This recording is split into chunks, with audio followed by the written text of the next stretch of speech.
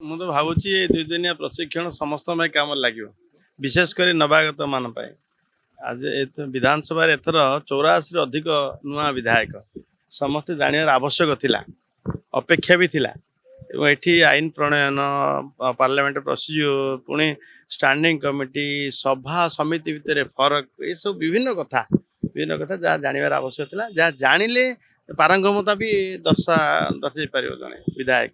ତେଣୁ ଲୋକମାନଙ୍କ ସ୍ୱାର୍ଥ ଦୃଷ୍ଟିରୁ, ରାଜ୍ୟର ସ୍ୱାର୍ଥ ଦୃଷ୍ଟିରୁ ଯେଉଁ ଜ୍ଞାନ ଆବଶ୍ୟକ ଥିଲା ସେ ଜ୍ଞାନ ବୋଧେ ମୁଁ ତ ଆହରଣ କଲି, ଯାହା ଜନସାଧାରଣ ଓଡ଼ିଶାରେ କହୁଥିଲେ। ଆପଣ ଟିକେ ଅପେକ୍ଷା କରନ୍ତୁ, ନିଶ୍ଚିତ ଭାବେ ନିର୍ଯାସ ଆସିବ।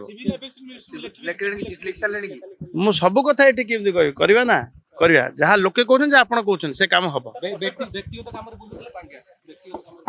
ଇଏ ତ ସତ ହେଇପାରେ,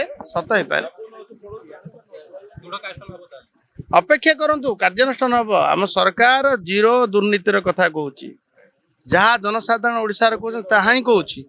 ତେଣୁ ସେ କଥାର ନିର୍ଯାସ ବାହାରିବ ଅଳ୍ପ ଦିନ ପରେ। ମୁଁ ତ କହିଲି ନା ଥରେ, ଦୁର୍ନୀତି ତ ଦୁର୍ନୀତିର ଅନ୍ୟ କିଛି ଭାଷା ନାହିଁ। ଥରେ ଦୁର୍ନୀତି କଲେ ସେ ଦୁର୍ନୀତିର ନିଶ୍ଚୟ କାର୍ଯ୍ୟାନୁଷ୍ଠାନ ହେବା ଆବଶ୍ୟକ।